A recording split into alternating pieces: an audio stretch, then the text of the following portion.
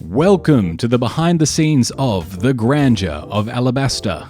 This will be a mostly unscripted video, but I'm going to go into detail into each part of the process of making this series. I personally, especially now that I make videos, am hungry to know the process of people that make stuff, so hopefully this video scratches that itch for people who are interested. Here's what I'll be covering, and I'll put the timestamps on screen, though they'll be in the description too. And while I'm doing that, I'll show off one of my favorite features, the fact that the Mary and the Crab features can kind of be mixed and matched. First, I'll talk about making the animation, how I planned it, my storyboards, the music, and then how I handled different parts of the animation. Next, I'll briefly go over my thumbnail creation process. Then I'll go deep into the music making, how I record tracks, mix, or at least try to, the actual creative process of how I arrange tracks, including some live demos. Well, I say live, but unscripted demos, and some of the unfinished tracks that didn't make it into the series, and some tracks that I was hoping to make, but ended up not doing. Then I'll go into script writing and voiceover, then editing, backgrounds, and that whole process. And I'll also touch on what switching to Linux meant for that process as well. Then I'll end off by getting a bit real on the making of the series, the frustrations, but also other things. This will be a long video because there is a lot of rambling and of varying audio quality, so stick around if you're interested. Alright, enough edited blobbit, now for VTuber unscripted blobbit.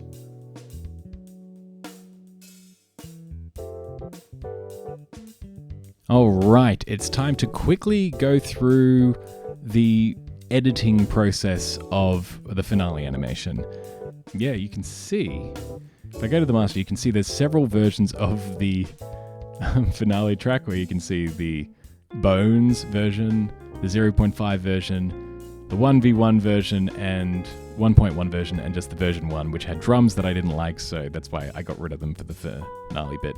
And also the 2 times I'm calling Mary, Mary. But yeah, this is how it started. Before I created a version of the track, which I probably would have shown you. I'm recording this a bit separately to that, which was just like very rough piano parts. But I sketched out actually on paper what I was planning on doing, and then I made these actual roughs. And these are adjusted to the music, but before I did that, I actually just laid them out in an approximate, like, how does this flow? Does this flow well? And I didn't always get it right, and you can see all these different rough drawings as I do all the stuff, as I go through all the different scenes. And then you notice this conspicuous gap, which is evidence of me not pacing things correctly, because I then eventually added in the Blobbit flies into the air, loses his hat. Also just because I couldn't be bothered to draw it. But I knew I needed to fill in something there just because when the music came up, this scene held too long and I couldn't reasonably do it. And I wanted the other stuff to, hit with beats of the music. But yeah, this is how it started. It started with these rough drawings with a few directions. You can see where the red is this is movement, this is action. I know this isn't how I do it. You're supposed to do it correctly. I've seen that I don't have the timing lines. I'm not sure what those are called. But hey, as a solo person, this works well enough for me. Yeah, and this was actually quite fun. So I started the animation, I think I started animating in earnest in July. These rough sketches, they were done by, let's see if I can actually find it. Sorry, that's the OBS stuff that I'm recording. You can see some other OBS captures, but I'm just trying to find the one. There it is. You can see all the individual ones that I did, so you can see how I've done all the file systems here. But if I go to the finale, where is my critter? I'll just go based on this. You can see, created the 27th of April. And yeah, the final part got released late August, so a lot of work got put into this. But I didn't animate this in order. I think I actually started this one. Yeah, you can see 5th of July because I knew this scene would be one of the most difficult. This is the whole. Don't want to lock it.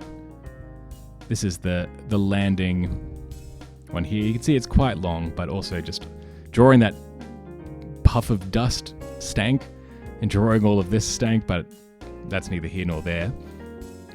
But yes, once I had all the roughs in place, sorry, I got sidetracked, then it was a case of filling the gaps. So I didn't go fill from left to right. It was kind of like this would be filled, and then this one would be filled, and then this one, and then this one, and then this one, and then this one. And it was kind of really satisfying, especially when it got down to like, oh, there's only like 3 scenes left or 4 scenes left. And you can see in pre-complete, there were times when either to check the timing, you can see this version, hat's not there. And also, if I compare, this is the final version of the hat, but you can also see the camera zooms and stuff like that, and see it zooms out. While this one, this is when I thought it might be a bit shorter as well. But you can see there's like this one, the claw is just staying still. And then this one as well. I think this was the next version, which was more full length. Does that one actually go over? Oh yeah, this one's actually slightly longer.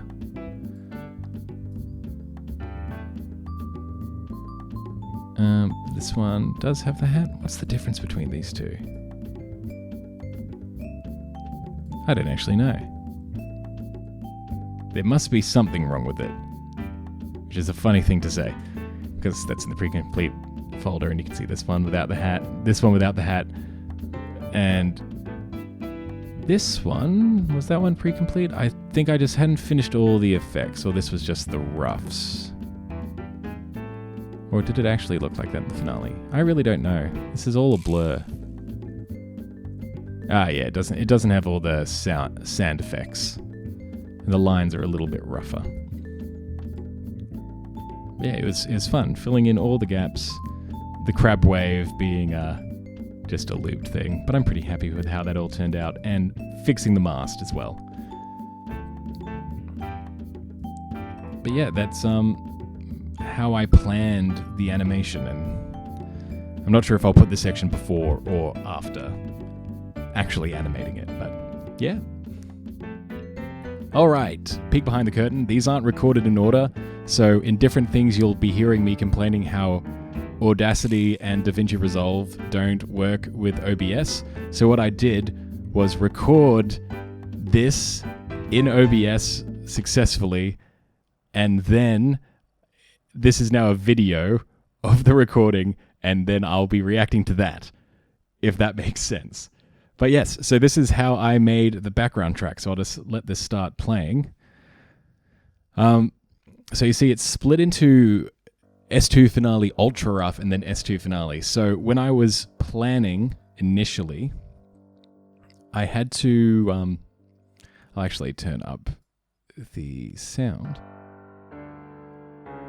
I had to get started pretty much as soon as possible, and to do that, I had to sort of vibe what I wanted. So the order of operations for making the finale, it was first the super rough sketches, which I did on paper, and then I did, based on those, the rough sketches, and then I placed those out around about what I thought the timing would be.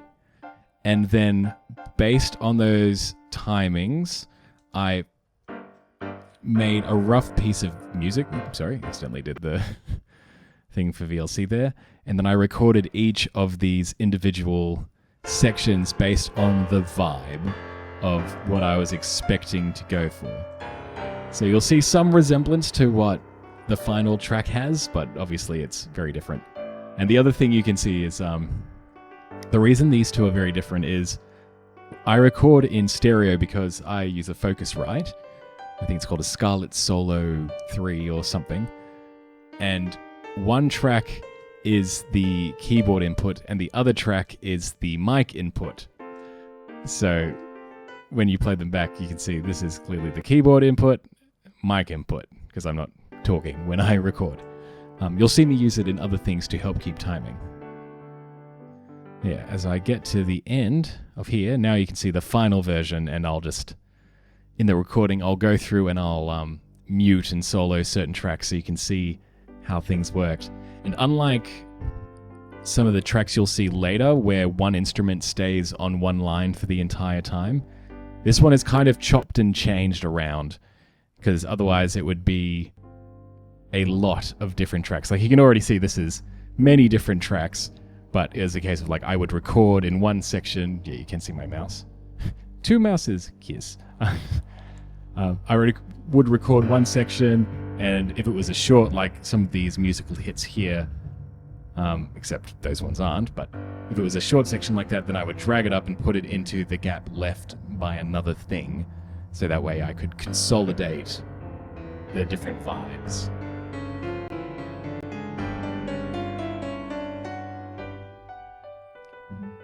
Yeah, you can tell this one's a bit more chill than the ultra rough version. And here, I believe I show over if I skip forward a little bit in this video. You're going to see me muting things. Ah, yes. So, I was thinking of putting tracks in, and they just didn't sound right. They sounded quite bad, in my opinion, when I was listening through, and I was like, these drums don't work, so I ended up ditching them. And when I was dwelling on it, I realized the problem was actually with my audio mixing, and that I kind of lucked out with my previous audio mixing, that just the sounds kind of worked out, because I've never mixed audio before. Like, this is the closest thing I've done. I'm a music performer. I'm a pianist. I've been classically trained, and I play for fun, and I've played in bands and stuff, and it's not like big bands, just like casual bands. I'm not good at music theory. I'm not good at at mixing, obviously. So that's something I'm hoping to resolve in the future. But yeah, and then we'll just get to the end. I think this is near the end of the recording. But yes, I'll talk about that more during the actual background music portion of this. So yeah. This was the background track. All right, let's get to the animating. The longest and most difficult part of making this series. So I picked a few choice scenes, and we'll actually go in chronological order because they all show off something different. This one, the one where Blobbit's just going and Crab is in the distance going towards Blobbit. Going towards Mary, sorry. And then it arises, the manifestation of doubt. Yes, that's the thing that appears in his eyes. I'll get into that later at the end of the video. But yes, this is an example of me being lazy. Because you can see all these things. These aren't me drawing anything. These are all, if I go, these are all animation curves. And it seems like that's not moving at all. That's because this is zoomed out to the thousands. If you zoom further in, you'll actually see more movement of, I think this one's the rotation? No. Shear? No. There, position. It's the position Y. So this is controlling the vertical height. So you can see if I go to here, these are all the motion tweens. So if I remove one of them, then it'll, let's see actually what happens. They take a little while to regenerate the cache. But it actually has some funny effects when you disable one of these and things get all janky. I do regret, I should have had a shadow there.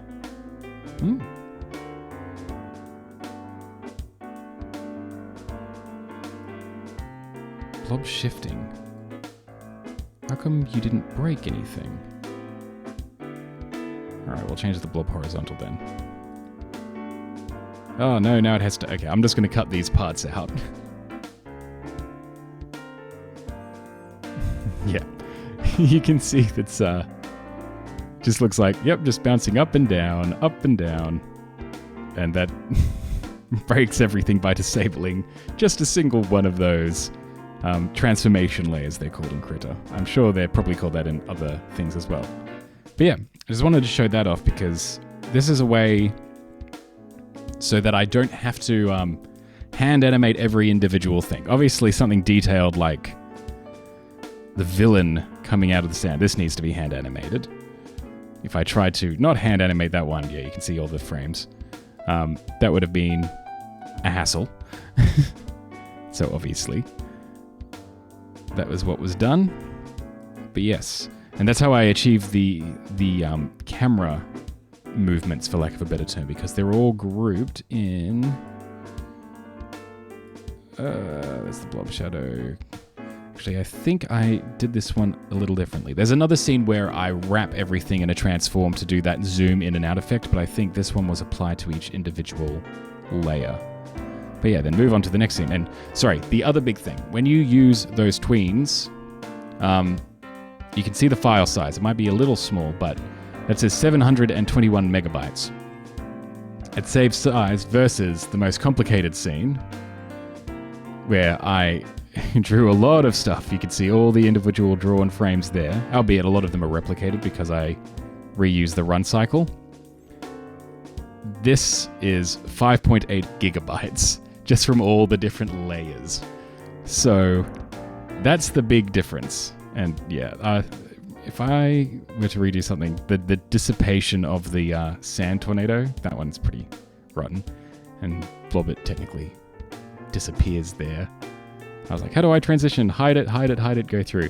Also, this makes no sense if you follow anything. Like, if you watch this part here in the smoke, you just see I'm like, oh, I want it to dissipate. Let me just make it like spin around for a bit. Stall for time. I didn't properly look at any smoke effects. I was like, this looks good enough. And this is actually probably the biggest thing that I learned. Yeah, you can see like that shouldn't be clipping through there, but it does. But the biggest thing that I learned, which helped me a lot with this animation versus last time, the first series animation was shorter. I think this one's 2 minutes and 40 seconds, while the first one was 1.5 minutes approximately. But the realization I had is I'm not trying to achieve movement. I'm trying to achieve the illusion of movement. And while going through looking frame by frame, you can catch all the weird imperfections and all of that. It doesn't matter if it gives the impression of what I'm trying to give it. And a lot of this I actually I animated it on Discord with some of my friends encouraging me, and I'd every now and again check and be like, hey, when you watch this, what do you see? And they would describe what they see, and I'm like, all right, so that was clear to you, wasn't necessarily clear to someone else, and I'm like, okay, how do I make this more clear? Something as simple as, okay, how do I make this look like I'm moving quickly? Well, increase the bounce and add these speed floor lines. Make sure there's a trail behind the villain so it looks like he's moving along too. And it's all just trickery. That's all that animation is. But yeah, you can see the face I did change during this, but the bouncing is replicated. And I think you can see, yeah, because this was the last thing, you can see the, oh, see, there's a gap. All these animation errors. I think it'd be better if I showed this one, potentially. This is how it shows where it was in the previous frame. And actually, this is probably something I should explain now. I animate on 2s, which means if it's 24 frames per second, I animate 12 frames every second. I did do something dumb where what I should be doing, that's not the button, is adjust the frame rate and then have it every frame. I didn't realize that till later, which means when I tween things, that's running at 24 frames per second, so it's a bit smooth, versus when I hand animate. Though there are some exceptions where I did change up the timing for smoothness purposes, which I will show... no, I won't show it. It's fine. Actually, no, I will show it.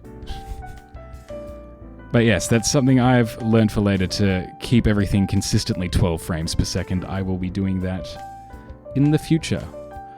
But yes, this was the one that probably took the longest, I believe. This scene here. And that's why I think I started this one first. I started this scene in July. And this scene was probably one of the last ones I finished, because this scene, this is the one where with the rotation.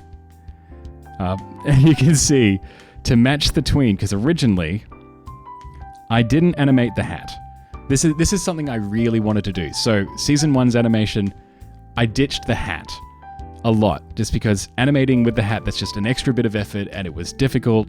And that was my first ever animation, and I was like, let's make this the least difficult as possible. But this time I was like, no, okay, the hat needs to be in every single frame except for the frame where I intentionally lose it. But because I did this scene first without the hat, that meant I had to add the hat after I'd already added the motion effects. And so what I did to fill in the hat and try and make it work, there's the... I think this is the hat fill. So if I play the scene without the hat fill, you can see what I did to sort of make it work. If I remove the layers, I believe I did. Yeah, you can see it just pop in and out of existence, because I took 2 circles and I transformed them and moved them that way to be like, okay, what's my approximate hat situation if I'm doing this 180 degree turn? They were visible for the entire thing before, but this is obviously after I then add the hat fill, which fills in all those blanks. And like I said, it's not perfect, it's not accurate to what it would probably actually be, but it gives the impression of a hat rotating 180 degrees. And that's all I need, even if it looks like it's very poorly rotoscoped. And you can see that sand that's going in front. That's another thing that I did for this one. There are a bunch of things that I learned to do during the process of making this one, which I wish I knew for the first one. But that's all a part of attempting new things. You learn as you go. But the movement of the sand, if I remove the transforms... Where are you? I might need to hide... You can see the Mary. Did I not delete that frame? That's pretty funny. Where is the movement?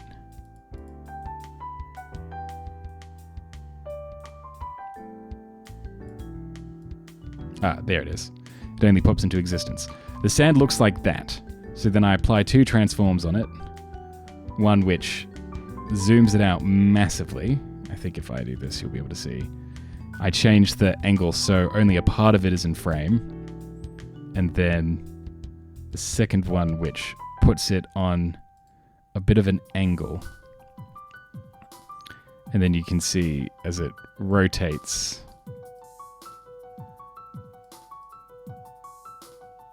It's rotating like that, versus me trying to manually rotate it and make sure only little bits in the scene. It's the same concept as what I've done with the Sky Sea for the next season, which I briefly showed off.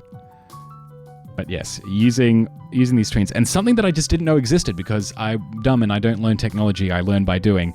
I didn't learn to do alpha layers. So an alpha layer is essentially it, depending on the grouping, only has it show for the layer where there is stuff on the layer below. And so this was so useful for this one because I needed it for all the sand effects. So I would do something like this, create like a sandy, dirty texture, and then apply it to an alpha, and then there you go. Now it has sand. The sandy sort of texture versus without it, it's just smooth. With it, sand. Perfect. All these little cheats to make things work. This scene... Well, I was thinking this scene might be the one when it's going away, the illusion of rotation. But I think it's actually shown much better with the actual intro card, or in this case, the extended final intro card. So the way that I did this, it's all tweens, even the arm waving. And you can actually see if there is a blob on the ship. Yeah, there it is, the front blob. So we'll have two blobs at the same time. But the ship is made up of a couple of different parts. And you can see different tweens.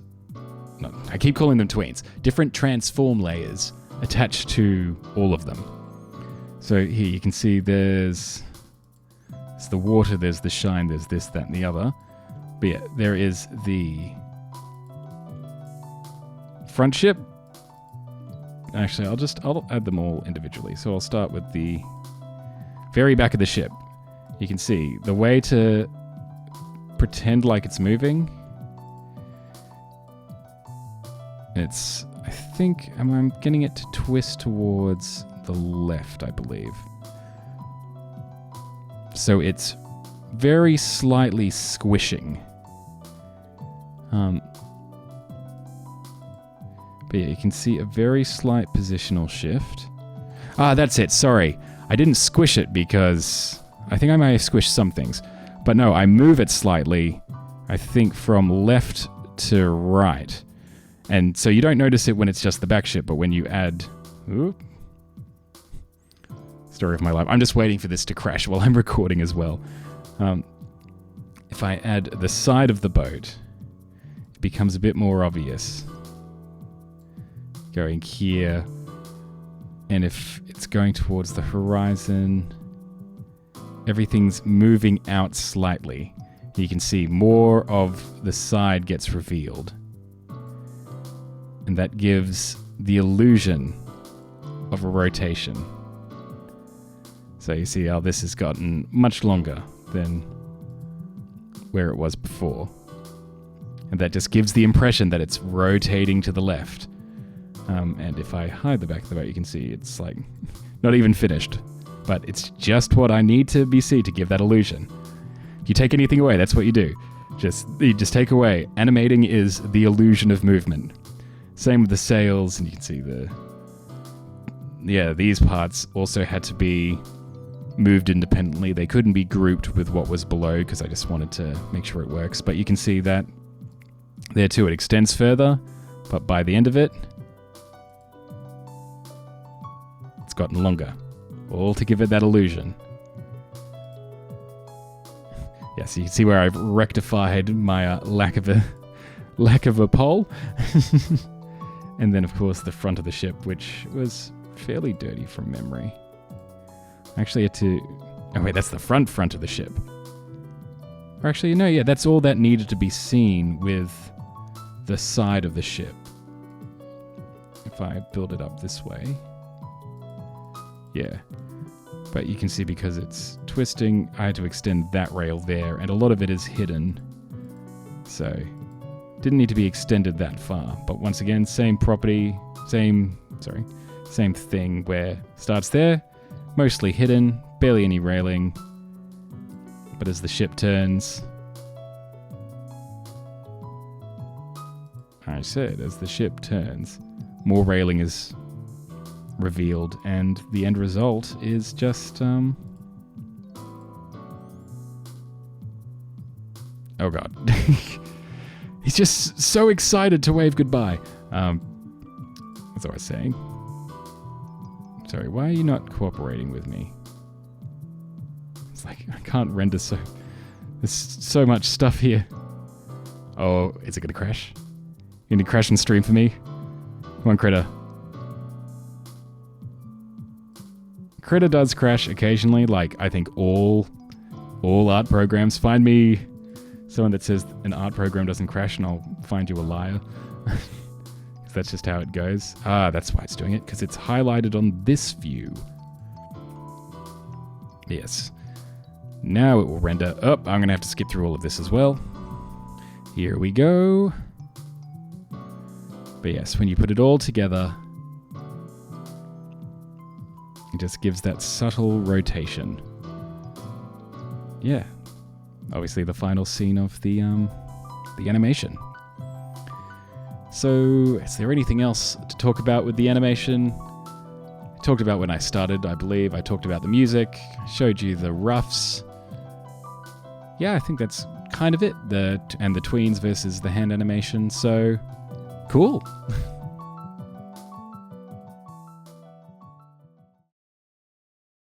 All right, let's go through thumbnails. Yeah, obviously I drew the first couple. If I go into my thumbnails folder, there's the boon. This one, obviously drawn.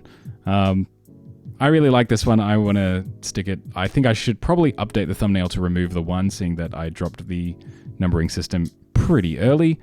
But then, obviously, when I wasn't really happy with my thumbnails, I switched over to this version of the thumbnail, which is taking a panel, adding text, adding me, and having some panels in the background.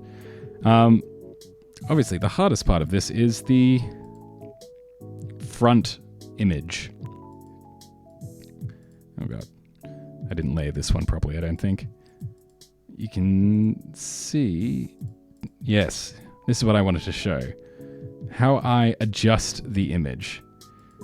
So, aside from just cleaning the panels around it, you can see there is all the different things that would normally overlap. So you can see in this one, there's like the speech bubble covering the fingers. There's like another panel down here, another speech bubble here, the sound effects. And so and I'm glad I've got this example here because there are some where I've just merged them and forgotten about them. But I essentially have to redraw these panels, which is what I do. So you white it out. It seems easy. And this one is, I think, one of the easier ones. And then I try and replicate the line. And I think it's kind of like the animation where, hey, it's the illusion, but it's like, well, people aren't really going to be looking at the thumbnail like this and be like, wait, that line isn't correct. It's the wrong kind of gray, etc., etc. That line's too thick, too dark. You're viewing it as a thumbnail like this. So it's like, yeah, does that pass? Does that pass the sniff test? And yeah, it does. But yeah, then I just get full panels, add a little transparent overlay thing, and then I try and integrate myself in some way.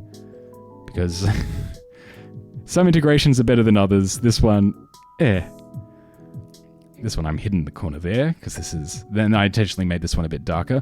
Thankfully, this one I didn't need to redraw anything, so I was a big fan of this one. Actually, no, that's not necessarily true. I had to, I think the ground wasn't this long, but I grouped it so you can't tell. And then this one, I think I've also grouped it, unfortunately. But originally, the shoes are cut off, so I had to extend the floor and extend the shoes and do it that way. Actually, you can see, where I cut through the panel. And I clearly, because it was behind Zorro, I didn't feel the need to fix it. Am I not in this one? I'm not. I didn't add a blob to this one. Maybe that's why it's one of the better performing videos. But yeah, that's pretty much how I put together the thumbnails for this series. Nothing too big. This will be a very short section. Actually, there was a little thing I saw in my notes. Okay, we're talking about thumbnails. The text color choices. I'm like, alright. So, hope... not sure if this is interesting, but hope and trust. Obviously, this one's supposed to be representing like Luffy's yellow straw hat, red jacket, and Vivi's blue hair, which is why I've got those two things. Also, you can see Hope being the crab, but there's that reason. This one, I just had like deserty hot colors, especially with Ace. Fight time, the face off, that's supposed to be like the blood splatter to go with what was happening in that scene. What's the one? The Doctor's a drum. You can kind of see it there. The pink for the cherry blossoms. Where is my Luffy one? Ah, there. Hope prevails. Obviously, the red, that's supposed to be the streaks of blood from Luffy, and then try to make that be the silhouette of the straw hat, so you can see the... What would it be called? Not the brim, because that's the brim. The top of the straw hat, the red line, because, you know, the big theme in Alabasta is Luffy as Hope. And so I just wanted to be hope. Am I making it obvious enough yet? And then, of course, the final thumbnail, which probably went relatively unnoticed, just because that is... I'll just do this version. You can see all the past thumbnails. Aside from the Usopp one... No, wait. It has the new Usopp one, not the old Usopp one. And it doesn't have the part 2 one. But yeah, this one was also very easy to clean up. So yes, that was the little addendum to the thumbnails. The color choices actually matter. I do some things a bit intentionally. The music choices I think I mentioned before, and thumbnail colors. That's why the saga's end here, it's supposed to be like the rising sun or sailing into the sunset, sailing into the next adventure. But there's a method to my madness. But yes, okay, now that's enough.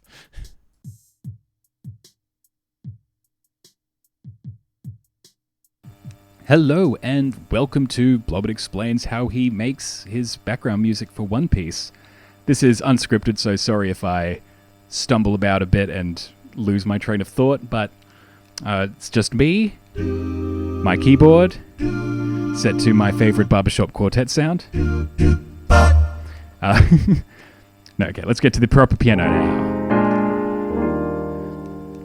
And I'll be showing how I do my recording process / music arrangement process using a song that I was very tempted to turn into a background track, which is from the One Piece cast album, the Chopper track, which is, I think it goes, Boku wa Doctor, Tony Tony Chopper, da dun dun dun dun dun dun dun dun dun dun dun, ba dun dun dun.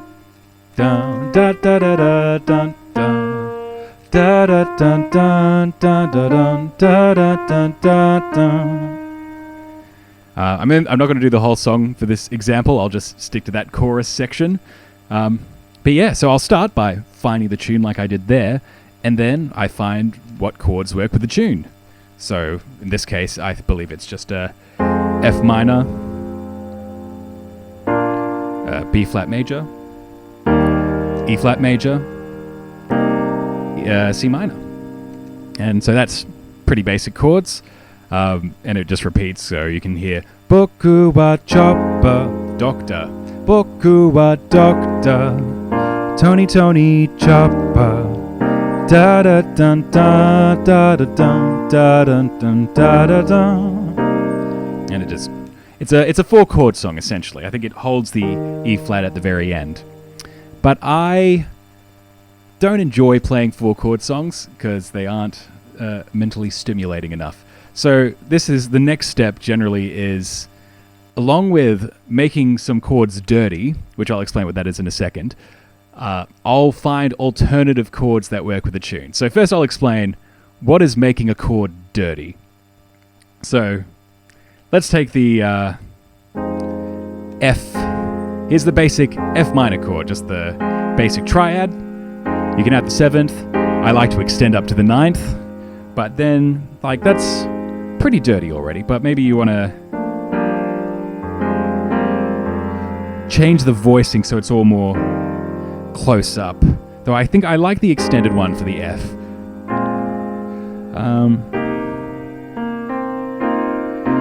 Maybe I'll do that, or with this, with the C minor, add the 6, drop the 1, add the 7th.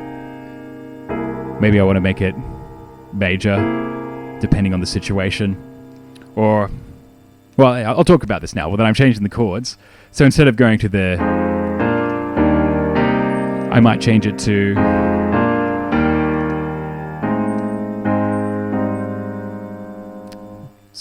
I stuffed that up. But yes, I'll go to the A flat instead. Or maybe instead of the F, I'll actually go to a diminished. Depending on the situation. Because it kind of works as a Boku wa Doctor, Tony Tony Chopper.